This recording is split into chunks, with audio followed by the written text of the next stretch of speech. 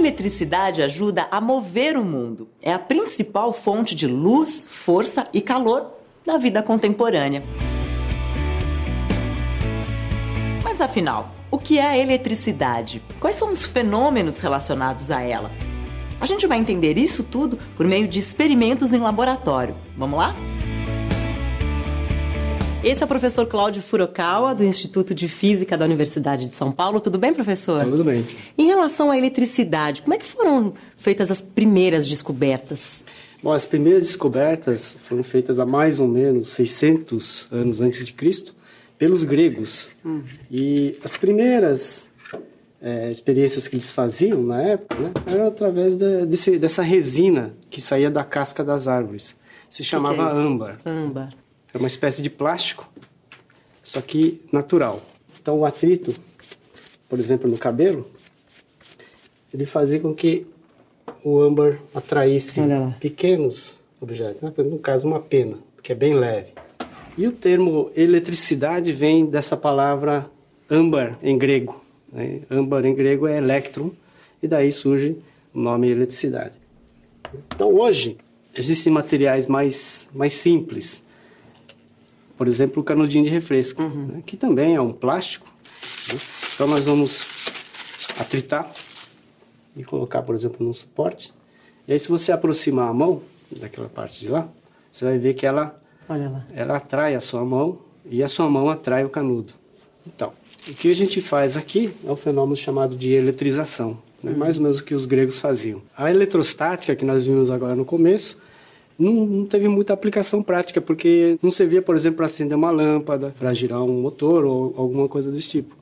Então, houve a necessidade de se gerar mais cargas.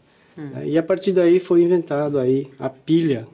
O termo pilha surgiu do empilhamento de placas de cobre e de zinco. Foi inventada por volta de 1800 por Alessandro Volta, e inclusive a unidade de tensão, chamada volts, em homenagem ao Alessandro Volta. Como é que faz para gerar uma grande quantidade de eletricidade? Os estudos para se produzir uma grande quantidade de eletricidade começaram com Ørsted.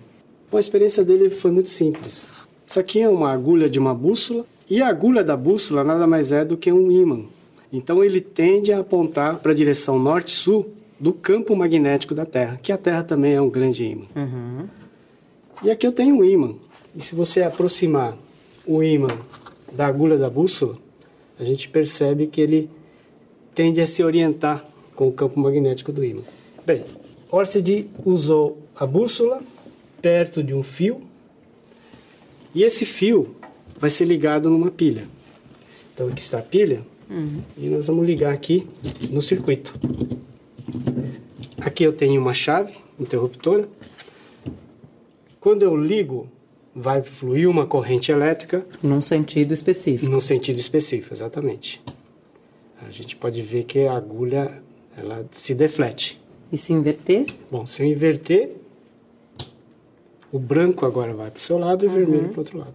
E o que ele concluiu nesse estudo? Então, a grande conclusão é que existe uma correlação entre a corrente elétrica e o campo magnético.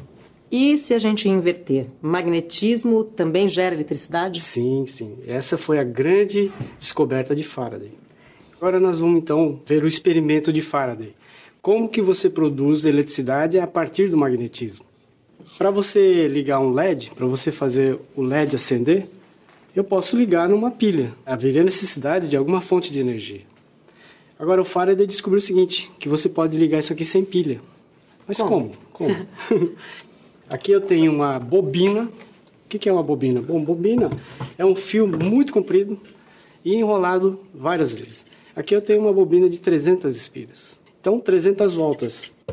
Aqui eu tenho, apesar de pequeno, 4.000 voltas. É um fio bem mais fino.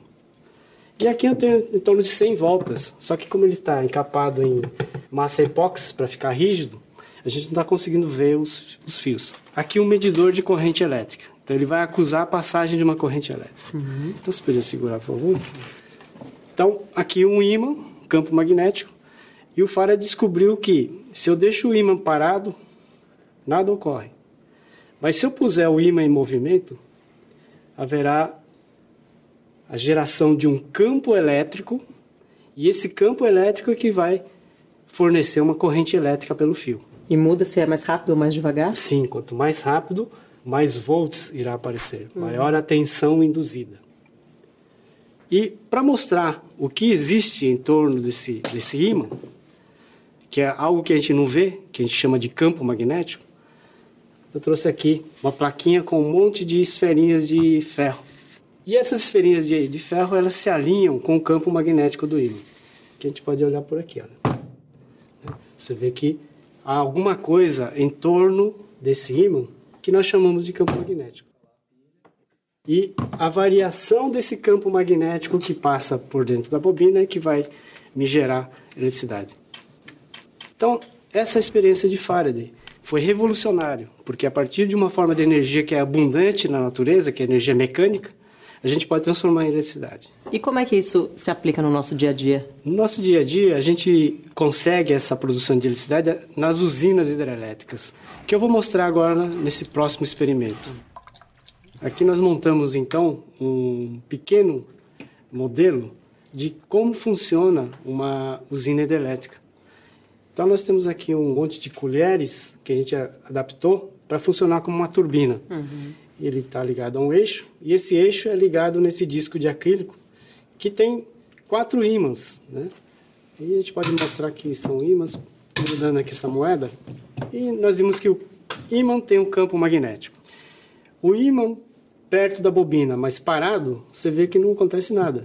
Mas se o movimento do ímã perto da bobina, ele é capaz de gerar um campo elétrico que, por sua vez, ela produz uma corrente elétrica. Então, se você quiser, pode girar. Olha. Acende. Acende. Quanto mais rápido você girar, mais intenso o brilho. E, professor, de que outra forma eu posso fazer essa turbina girar? Você pode fazer de diversas formas. Por exemplo, numa usina hidrelétrica.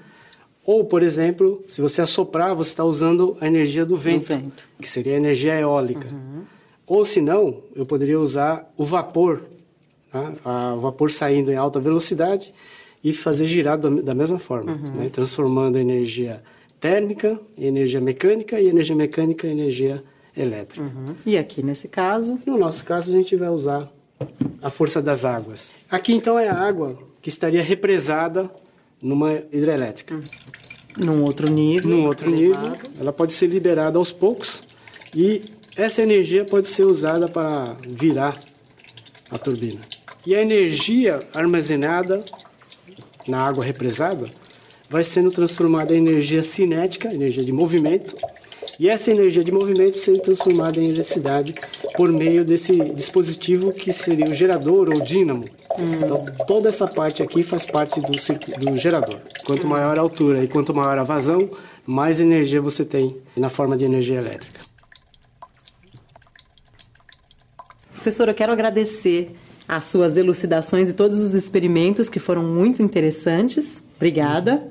Bom, agora que a gente viu o modelo em laboratório, que tal conhecer uma usina hidrelétrica? Vamos lá?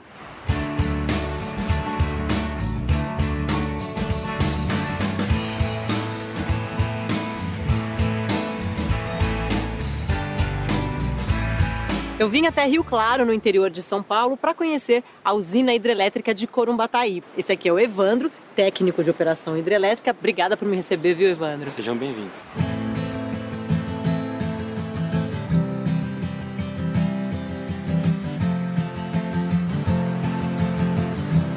Então, Evandro, esse aqui é o rio Corumbataí represado. Exatamente, aqui é a barragem, a represa do rio Corumbataí.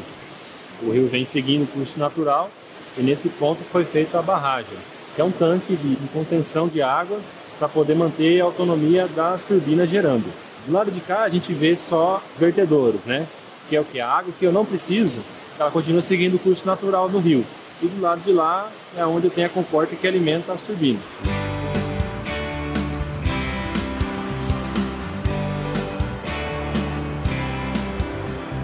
Esse é o canal. Aqui a gente tem esse controle de vazão. A gente abre essa comporta para poder alimentar os dutos da casa de máquina. Quanto maior a vazão, maior a potência, mais energia gerada. É exatamente. Daqui essa água já segue direto para a turbina ou ela passa por algum outro lugar? Essa água ela passa primeiramente pelo tanque de compensação. É o último reservatório antes das turbinas. Aqui a gente percebe bem o desnível agora. O desnível do tubo aqui ele é maior para poder acrescentar mais energia da água dentro da turbina. Entendi. Então, deste ponto agora, a água segue direto para a turbina. Isso. E ela fica naquela casa ali? Isso aqui é a casa de máquinas. Agora a gente vai para a casa de máquinas onde estão as turbinas.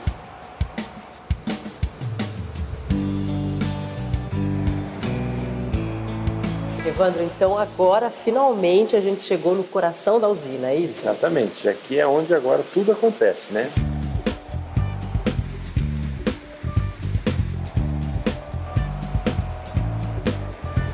A água agora vai entrar na turbina. Aquela ali é a turbina. Aquela turbina. Esse é o regulador de velocidade. O rotor, com várias bobinas em volta dele. E o estator, que é onde é induzida a energia elétrica, onde é criada a energia elétrica. A água vai entrar pelas pás da turbina, com o movimento do rotor na velocidade correta. Existe um campo magnético que induz energia elétrica nas bobinas do estator. E a água, Evandro, que foi usada para a geração dessa energia, o que acontece com ela? Essa água ela retorna para o rio, ela segue o seu curso natural. Você viu então como funciona uma usina hidrelétrica.